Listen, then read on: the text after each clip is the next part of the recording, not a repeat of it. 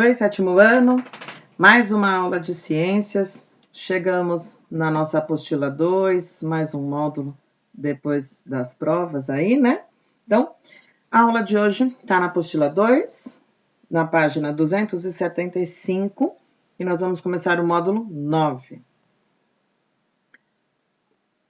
Vírus. Finalmente chegamos nesse grupo de seres tão polêmicos, né, que está tão em alta, principalmente por conta da pandemia que estamos vivendo, do isolamento que estamos sendo obrigados a fazer, né? É por causa de um ser desse tipo aí, né? De um vírus. Então, vamos aprender um pouquinho mais sobre eles, tá bom? No sexto ano, a gente até falou um pouquinho sobre algumas doenças causadas por vírus, mas não foi descrito quem é o vírus, como ele é, né? Como que ele infecta as pessoas. Então agora a gente vai fazer uma abordagem mais profunda sobre esse grupo, ok? Eles são bem menores do que uma bactéria. A bactéria já era pequena, né? Só dava para ver olhando em um microscópio. Agora, então, só com o microscópio mesmo, né? Eles podem ser encontrados, olha, no ar, na água, no solo, em cada ser vivo do planeta. Nós temos vírus que são encontrados aí dentro de plantas, vírus que são encontrados dentro de vermes, vírus dentro de pessoas, né, como a gente sabe. Tá? Então, todos os seres vivos podem ter vírus. Inclusive, uma bactéria que é bem pequenininha, ela pode ter um vírus dentro dela. Ou melhor, né? Quando uma bactéria está infectada, ela não tem um vírus, ela tem muitos vírus dentro. Então, para ver como eles são bem pequenininhos. Então, aqui tem uma comparação dos tamanhos existentes aí. A imagem maior é o glóbulo vermelho, que você lembra que é uma célula sanguínea, lembra aquela que transporta o oxigênio? Ela tá grande, né? Agora, olha, a bactéria, em comparação com esse glóbulo vermelho, a bactéria é pequena. Colocando agora a bactéria e comparando com o vírus da varíola, olha como é pequeno. E mesmo entre os vírus, você percebe agora que tem diferenças, né? Vírus da varíola, um dos maiores representados aí. Porque tem o outro, que é o vírus do mosaico do tabaco, e tabaco é uma planta, que ele é menor. Menor ainda, olha, o vírus da bactéria, que se chama bacteriófago. Esse é o bacteriófago T4. Menor ainda, tem outro bacteriófago, que é o MS2. E menor ainda, olha, o vírus da poliomielite. Poliomielite é uma doença que afeta as pessoas, né? Então, olha só as comparações para mostrar como os vírus são extremamente pequeninos. Os vírus, e aí vem a briga, né? Eles são vivos, não são vivos? Olha a informação que nós temos aí. Os vírus, eles se comportam como seres vivos quando estão dentro de uma célula hospedeira. Por quê? Porque lá dentro ele pode se reproduzir. Só que quando o vírus está do lado de fora de uma célula viva, ele não faz nada. Tá? Ele não se reproduz, ele não tem a capacidade de respirar, nem mesmo dentro da célula, o vírus não tem essa capacidade. Então, quando ele está fora de uma célula, ele simplesmente é um vírus, é um cristalzinho que não faz nada, fica lá, passeando por aí. Quando ele entra em uma célula viva, tá? Uma célula hospedeira é uma célula viva. Aí sim, dentro dela ele consegue se reproduzir.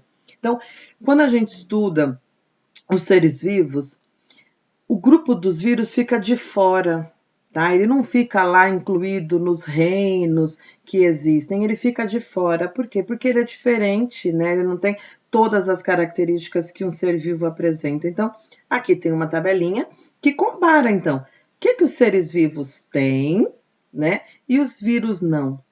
Então, olha só, características em comum entre os vírus e os seres vivos. Então, qualquer um deles, tá bom? Os seres vivos que eu falo aqui podem ser bactérias, podem ser plantas, pode ser um ser humano. Então, todos os seres vivos, eles têm material genético. Lembra que tem DNA, que tem as características com as informações hereditárias? Então, vírus também tem.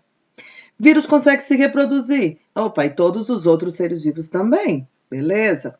Adaptam-se ao ambiente. Lembra que a gente estudou seleção natural? Beleza, vírus também passa por esse processo, certo?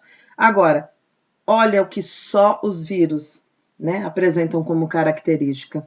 Eles são acelulares. O que quer dizer isso? eles não possuem células, eles não são formados por células. Célula para ele não existe, tá? Eles só se reproduzem quando estão dentro de um ser vivo, certo? E olha a última informação: não apresentam transformações de substâncias em seu interior, como ocorrem nas células. Por exemplo, uma célula recebe uma molécula de açúcar, certo? Que é energia para a célula. Dentro da célula, essa molécula de açúcar vai passar por transformações para poder ser utilizada a energia que tem dentro dessa molécula de açúcar. O vírus não. O vírus nem célula tem, né? Nem é formado por célula. Então, e o que entra no vírus não faz mudança, não tem mudança nenhuma, não tem alteração nenhuma, então ele não tem nenhum tipo de reação química, tá? Que transforme uma substância em outra. Ele depende de um outro, né? De outro não, ele depende de uma célula viva para poder ter suas atividades aí realizadas. Como é um vírus, então? Se ele não tem célula, ele não é formado por célula, ele não tem nada que se pareça com uma célula, o que será? Né? Do que será que ele é formado? Então, olha só, eles são acelulares, memoriza essa palavra que é bem importante. O A vem falando que não tem célula, certo? Eles têm material genético, beleza, ótimo, né? Já estava na tabelinha anterior, eles apresentam material genético, e em volta desse material genético tem uma capa para proteger, e aí essa capa se chama capsídeo. Alguns vírus, tá? Em volta desse capsídeo tem ainda uma membraninha, tá bom? Mas são alguns poucos vírus que tem isso. E os vírus só são capazes de se reproduzir quando estão dentro de uma célula. Então, nós falamos que ele é um parasita intracelular obrigatório. Por que intracelular? Porque ele é um parasita que fica dentro da célula. E obrigatório, porque se ele não entrar numa célula, ele não se reproduz. E a espécie dele vai acabar. E ele tem que se reproduzir para deixar sua característica. Olha só o vírus. Aqui é um modelinho, certo? É o vírus da hepatite C humana. Nós temos uma lista enorme de vírus. Nós temos vírus de vários formatos, que nem foi mostrado numa imagem anterior aí. Nós temos diversos formatos. Aqui é só um modelinho para você ter uma ideia, tá? Então, esse vírus, ele tem uma membrana, tá? Que está representada aí com uma cor meio azuladinha. Essa membrana é específica desse vírus. Agora, todos os outros têm esse capsídeo, que são essas bolinhas amarelinhas. Esse capsídeo, ele é feito de proteína, tá? E o material genético que está dentro. Lembra? DNA dentro, protegido por esse capsídeo. Só. Vírus não tem mais nada, ele é só isso. Lembra que a gente estudou célula? E tinham tantas organelas, né, que vocês memorizaram uma tabelinha enorme, duas, na verdade, porque tinha célula animal, célula vegetal. Então, não tem nada disso, certo? Aquelas são estruturas de células. Ele não é formado por célula, ele não tem nada daquilo, ele é apenas isso, certo? Aqui, como que tudo começou? Como que será que eles descobriram que vírus existe? Porque só dá para ver ao microscópio, certo? Então, ficaram esperando o microscópio para descobrir que esse negócio existe? Quase por aí, tá? Mas aí, olha, esse texto, ele vem explicar para a gente uma coisa bem curiosa. O que significa a palavra vírus? Vírus significa veneno. Veneno, tá? Por quê? Olha como que foi a história. O primeiro vírus foi descoberto no final do século XIV, como causador de uma infecção que ocorria em plantas de fumo, chamada doença do mosaico do tabaco. Por quê? Olha como que fica a planta. A planta fica com umas manchas amareladas e vai formando um mosaico, né? Formando uma imagem aí toda intercalada por cores, certo? Esse agente causador foi posteriormente chamado pelos cientistas de vírus, que em latim significa veneno. O primeiro vírus parasita de animais foi descoberto nessa mesma época e foi constatado que se tratava de uma partícula e não de um líquido, e que tinha capacidade de se replicar em uma célula hospedeira. Estava surgindo a virologia, o ramo que estuda os vírus, né? O ramo da ciência que estuda os vírus. Viro é de vírus, logia de estudo, junta virologia. Mais tarde, já no século XX, se descobriu que os vírus podiam parasitar todos os outros seres vivos. E apenas na década de 1940 com o microscópio eletrônico, que aí sim os vírus puderam ser observados e sua estrutura foi detalhada, foi estudada. Mas aí, olha, aqui não explica tanto como que foi descoberto, né? Como que descobriram que essa doença do tabaco era causada por um vírus? Eles achavam, na verdade, que essa doença era causada por uma bactéria. E nessa época já existiam filtros, tá? Com poros, né? Com as aberturas tão pequenininhas que conseguiam segurar as bactérias, né? Reter as bactérias nesse filtro. Então, o que eles fizeram? Vamos ver se realmente é bactéria, vamos ver, né? O que pode ser. Eles fizeram o quê? Eles pegaram esse mosaico do tabaco e eles amassaram bastante essa planta, fazendo um suco mesmo, né? Trituraram com água ali, fizeram um suquinho e filtraram, certo? Filtraram. Porque eles queriam descobrir o que estava causando. Eles filtraram.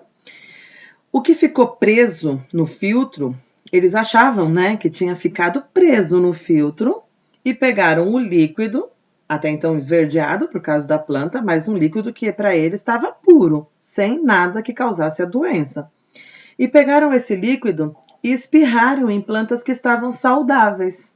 O que aconteceu com a planta? Coitada, a planta também ficou doente, a planta também começou a apresentar as mesmas manchas. Aí foi o nome veneno, porque eles falaram assim, se nesse filtro eu conseguir segurar, entre aspas, né? Eles achavam que tinham conseguido segurar o ser vivo que causava aquela doença, o que passou foi o veneno que ele produziu, né? Que veneno normalmente é líquido, né? Uma substância, né? E aí eles falavam assim, então o que causou essa doença no mosaico do tabaco foi o veneno produzido o que eles achavam que era uma bactéria. Por isso que o nome ficou como veneno, tá? Só que aí, claro que depois com o microscópio é que perceberam que não dava para filtrar o vírus com aquele filtro, ele era muito menor e ele passava pelo filtro. Então ele mesmo estava indo na planta para contaminar essa planta e causar essa doença, certo? Seguindo aqui. Opa, uma atividade bem simples, bem simples. Eu vou corrigir com vocês na nossa aula online.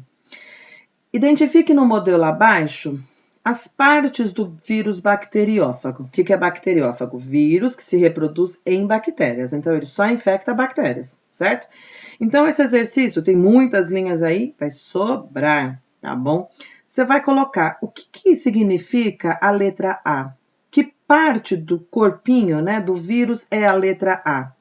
Que parte do corpo desse vírus é a letra B? É só identificar. Letra A, lembra que o vírus tem poucas estruturas, né? Ele não tem tantas coisas assim, ele é bem, né, resumidinho. Então, coloca aí o que é a letra A e o que é a letra B, certo?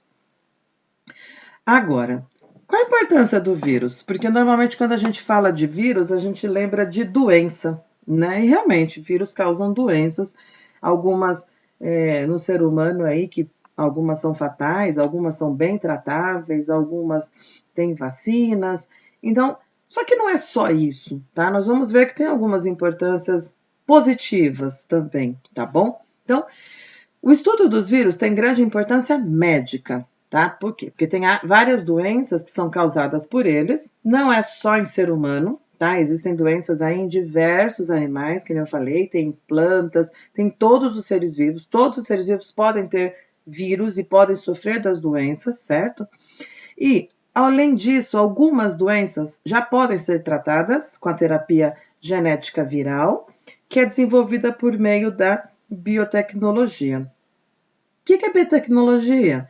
Biotecnologia é uma ciência, tá? É uma área aí da biologia que usa tecnologia, certo?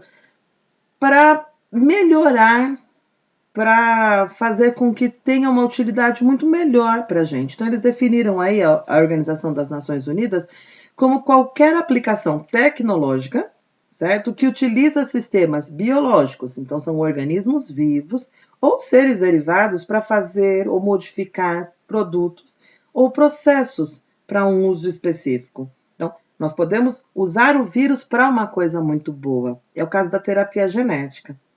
Os vírus também são importantes em termos ambientais. Nossa, como assim em termos ambientais? É porque eles podem ser usados para controlar pragas, para tratar efluentes, E aí, como o esgoto, ele pode ser utilizado aí para fazer tratamento de esgoto, e aí vai favorecer a saúde pública e vai favorecer o meio ambiente. Sobre a terapia gênica, se você for na sua apostila, tá, na página 279, tem uma explicação sobre o que é essa terapia gênica. Então, nós vamos ter aí, ó, com os avanços da biotecnologia, os cientistas já estão tentando usar os vírus em benefício da humanidade. Olha que legal. Eles tentam utilizar os vírus para transportar e inserir material genético sadio em células doentes, corrigindo defeito genético. Tá? Isso se chama terapia genética. E ela é utilizada, por enquanto, está em testes, mas já tem resultados muito positivos para tratar, por exemplo, um câncer no sangue em crianças que a gente fala que é a leucemia infantil. Então, está em teste, mas está tendo resultados bem legais. Então, eu pego um ser que está aí na natureza e tento direcionar ele para uma coisa que vai ser importante para a saúde humana. Bem legal esse negócio de terapia viral, tá? Importância médica. Nossa, por que é importante, né, saber da doença? Porque aí eu vou saber como tratar, eu vou saber como evitar, certo? Eu vou ter como me proteger. É importante conhecer. Toda vez que for uma doença causada por vírus, a gente fala que se chama virose, tá? Por isso que às vezes você vai para o médico com algum sintoma, o médico fala assim, é virose. Porque às vezes é difícil identificar qual vírus está causando aquela doença. Então, de uma maneira geral, todo mundo fala virose. Mas virose é qualquer doença causada por vírus e apenas por vírus, certo? Transmissão. Então, poxa vida, não tem uma transmissão só. Você vê aí que tem bastante pontinho colocado aí, porque a maneira de você contrair uma doença causada por vírus é enorme. E aqui tem as principais, né? Herpes, por exemplo, é uma das doenças, que é aquele sapinho que às vezes dá no cantinho da boca, que cria uma feridinha, é contato direto com a área lesionada. Então a gente sempre fala, não compartilha copo, garrafa de água é só sua. Porque se a pessoa tá com esse vírus aí, nessa lesãozinha, nesse machucadinho, passa para você, passa para outra pessoa. Então, compartilhamento de objetos que você manuseia aí, que você utiliza nessas feridinhas, jamais não compartilhe, certo? Contato de fluidos corporais, como assim? Pode ser o sangue, o suor, urina ou fezes. E aí, esses fluidos podem ter vírus ali e pode passar a doença para outra pessoa, certo? Ou então, olha, áreas úmidas do corpo, mucosa. Como assim mucosa? Mucosa da boca. A pele da boca, você percebe que ela é úmida. O olho é úmido, orelha, área genital, feridas que estão abertas podem transmitir muitas doenças. Contato com saliva. Epa, isso daí eu já sabia também, né?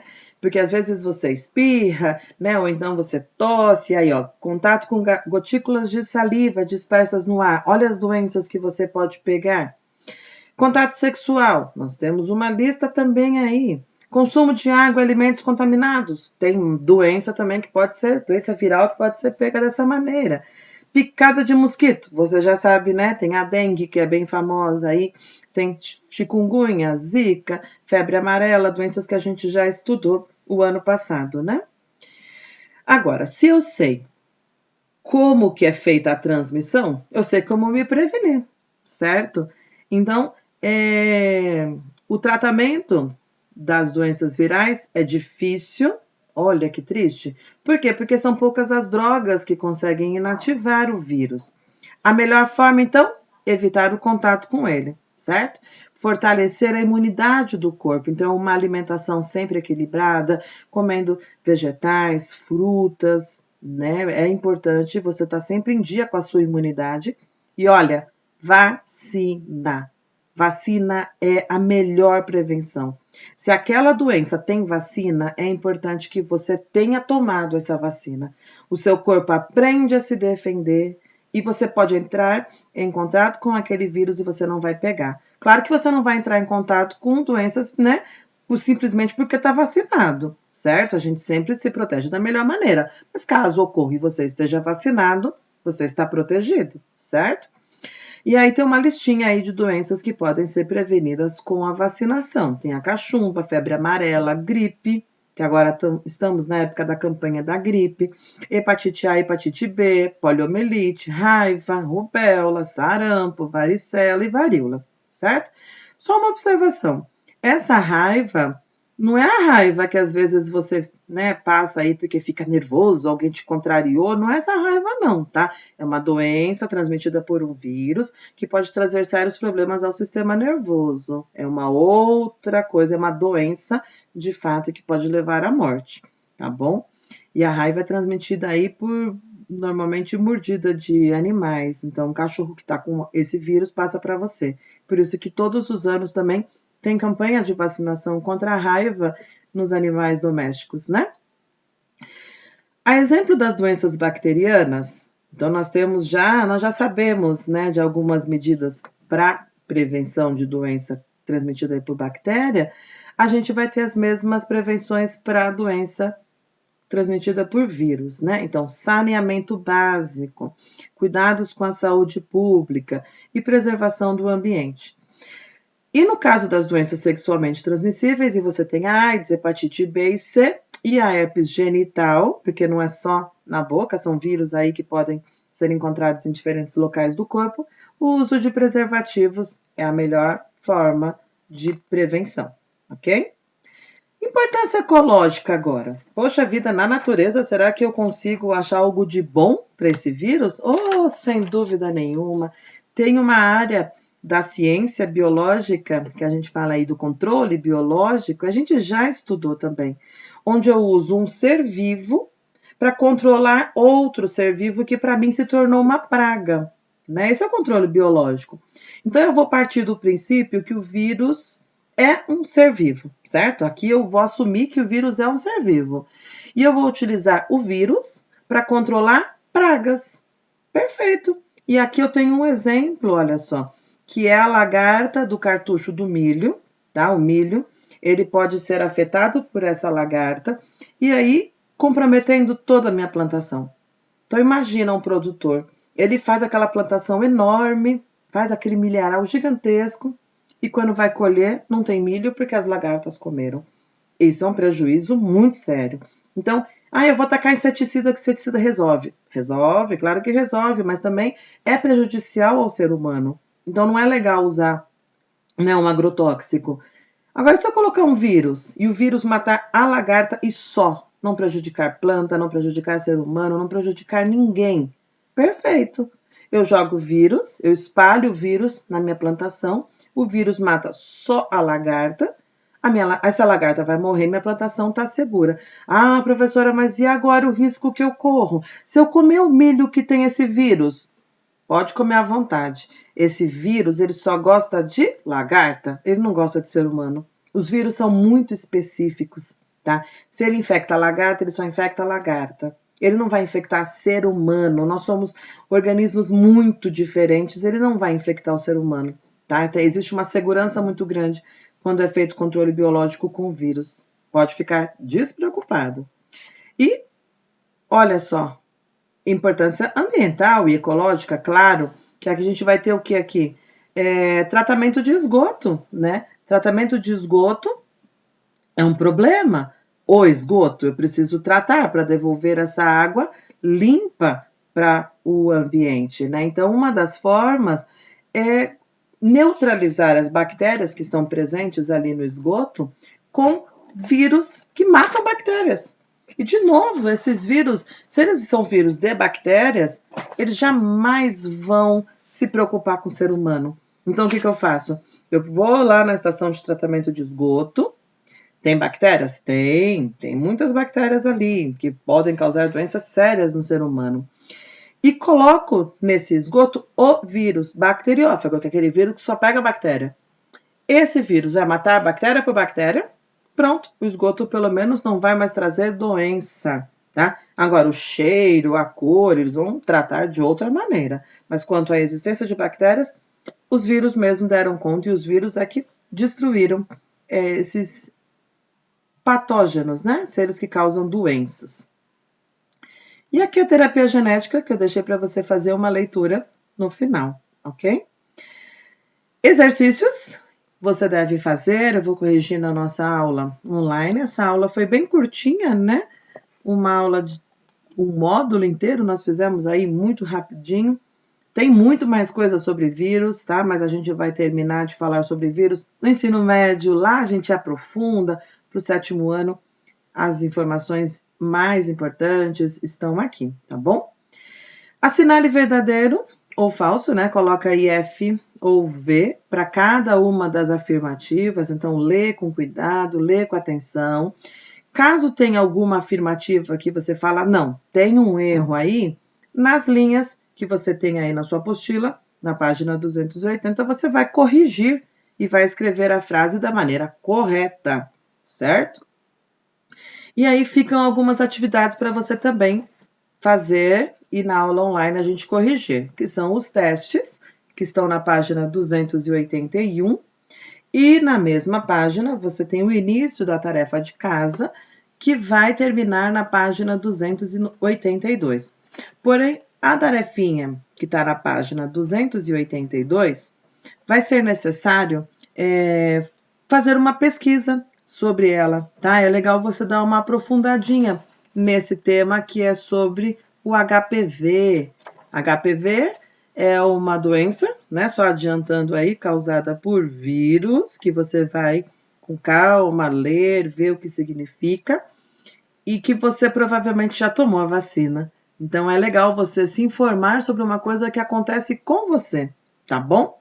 Então é isso. Nossa aula sobre vírus se encerra aqui. Próxima aula é nossa aula online e eu esclareço todas as dúvidas e faremos a correção, ok? Até mais. Tchau, tchau, pessoal.